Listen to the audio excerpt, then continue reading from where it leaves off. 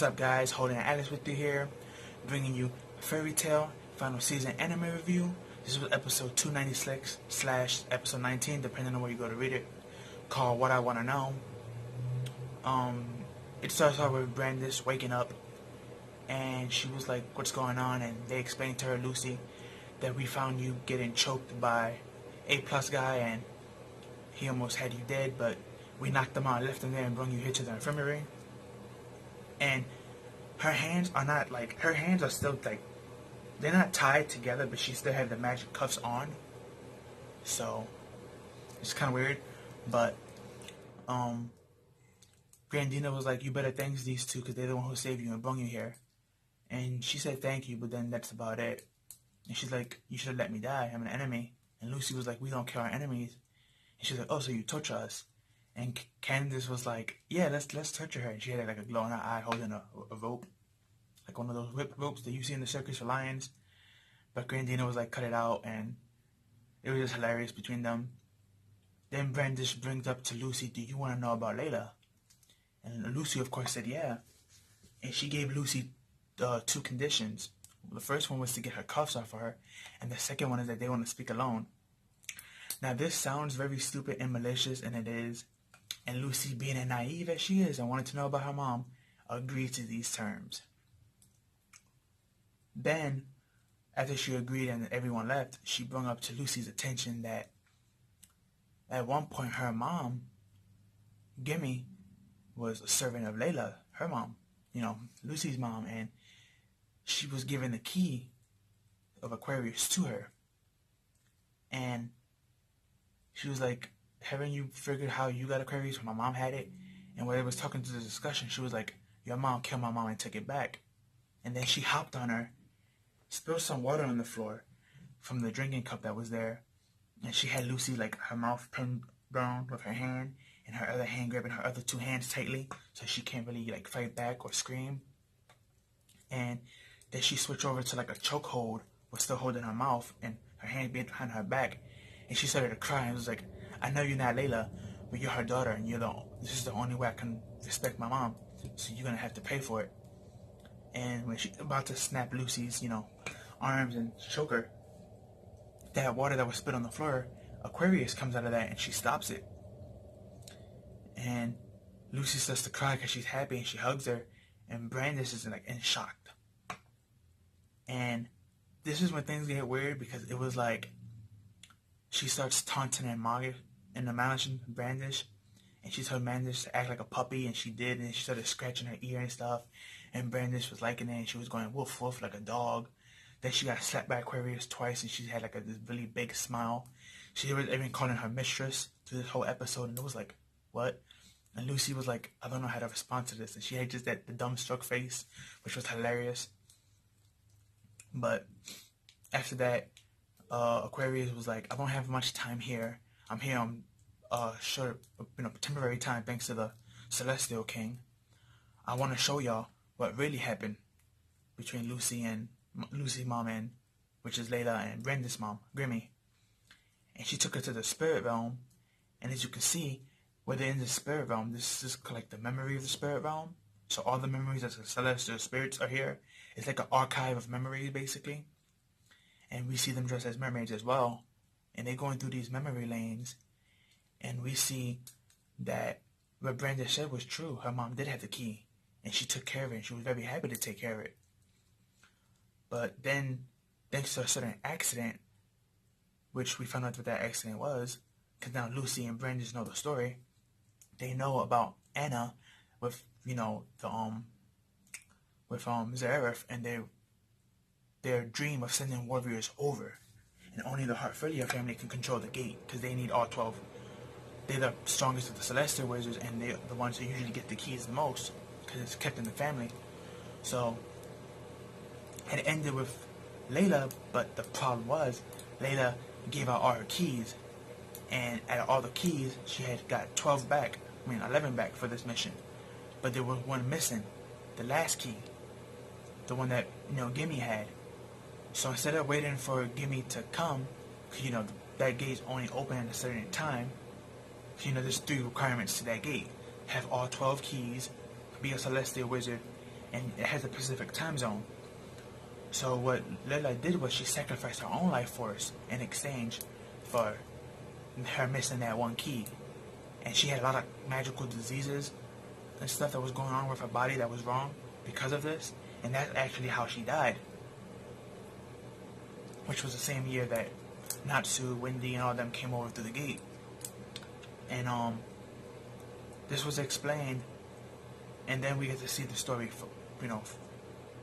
progress as they see it through the memory archive of the Celestial Realm. And Brandon started to cry because we seen another servant stabbed Gimme in the back, saying this is your fault that Layla's gonna die. And she looked at him smiling while she was crying, and she's like, I know, you're right, this is my fault. Can you please promise me, since I'm gonna give you my life, can you please promise not to touch my daughter Brandish? And the guy freaked out, and he started to cry more, because he's still crying as he stabbed her, because he didn't want to do this, but out of anger, he took it out on her. And she died there in front of the house of Layla's house, the same day as Layla Sally. And we also found out they were both best friends, and they wanted their daughters, who were the same age, to be best friends. And Brandy started to cry, saying, Mother. And that's when the memory ended, and they went back to the real world, in their regular bodies. And Lucy just started to hug Brandish, and she's like, can we be friends like our mother wanted? And then Aquarius was going to say something, but Happy barged in, and he explained to them what's going on with Natsu. And then Grandina came with Kana, and she's like, what's all this ruckus? And they see Natsu, and, they explain the situation. And Grandina, being a doctor, checked Natsu, and we found out that he basically had a magic cancer, technically, or a tumor, as it was pronounced. Thanks to him overhyping his magic, and he's always pushing it to the limit extreme. That does take a toll on the body. So, I guess not having Dragon Slayers are safe from that effect. So, yeah, that's what he's going through, and supposedly there's no doctor in Ishkar that can heal him, not even herself. So Natsu technically was supposed to die, but Brandish, who didn't have her cuffs on, was like, oh, I can, heal him with my magic and stuff like that. And they got very happy. But then after that, she requests her coat back and to go back to her cell. So they handcuffed her again, but this time the cuffs are not like one set cuffs where your hands are tight. It's two different cuffs so her hands can move now. She just still can't use her magic. And she has a coat and a proper bed in her jail cell, and she's just laying there. And Lucy and Happy is very grateful and saying thank you. But she tells him, I don't want to be your friend and I want to be alone. Then Aquarius pulls Lucy to the side and was like, hey, we need to talk real quick before my time's up. And this is when we find out from Aquarius that after her key was destroyed a year later, her key was made new again. She has a new golden key. And it's somewhere around the world. She can't tell Lucy where because it's against the law. But she did say that that my key exists somewhere in the world. No one has it yet, but it exists somewhere. So go out and find it. And she made a promise to her that she will. And then she started to cry Lucy because she realized not to have something to do after the war that's important. And now she does too. And now she's kind of like competing to like survive with Natsu at the same time now. So that was pretty nice. And then after that, we get to see what the other sides of the war are doing. Sabretooth in the south had a retreat from Bloodman because he's wrecking their people. So they're trying to hold down the front till they get reinforcements. Then on the north side in Hog Village, they're having very difficult problems as well. Kaguya, of course, as I've predicted, she lost. Figures. She was fighting Demier. But she's trying to figure out her magic. And she's also very upset, not just because she lost, but the way she lost, she was technically stripped down to her underwear, and all the guys saw her. So that was kind of embarrassing for her. And every time the guys see her, they start blushing because they picture that image fresh in their mind, and she gets upset. Then we go to the end of the last part of this episode, which was the east side.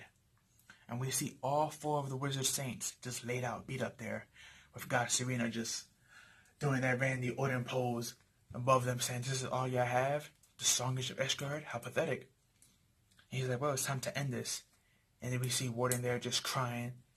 And he was like, sorry, Maris, and sorry, his other ally, Peach and them. He's like, I'm going to see y'all soon. And Maris, she actually feels this, and she looks to the direction of the east, crying. And that was the end of the episode. But yeah, 296 slash episode 19 of Fairy Tail. This was a very great episode. It was more story building and more emotional tug, but that's two things that Fairy Tail does good. I mean, they not always go through with their fight scenes, but when it comes to pulling your heartstrings and building up the story, they do a good job in that at least. So, but it is what it is. When it comes to magical adventure series, that's usually one thing they usually lack is their battle. It's like they're good at story building and world building, but then it was like when it comes to the battles, it's like sometimes they fall too short. But it is what it is. But it was still a great episode. I know a lot of people are gonna hate on it because it's Fairy Tail, and Fairy Tail getting all this hate just because of how it is and how it's built up to be. But it is what it is, and you gotta like it for what it is. So it's not that big of a deal. But I mean, Brandy's backstory was a very sad one, especially because it ties in with Lucy, who's the main character of Fairy Tail, one of the main characters. So, but it was a very good episode. If you have not watched it, I advise you to watch it. If you really watch it, go watch it again. Very great episode.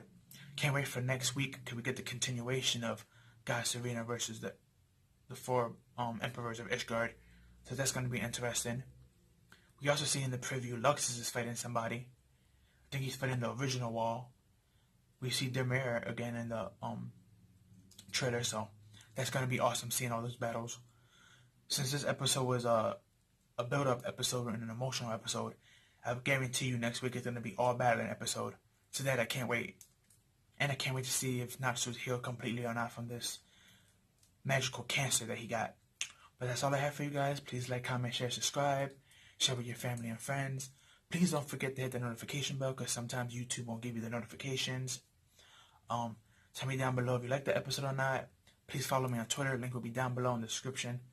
But that's all I have for you guys. Peace out and have a good one.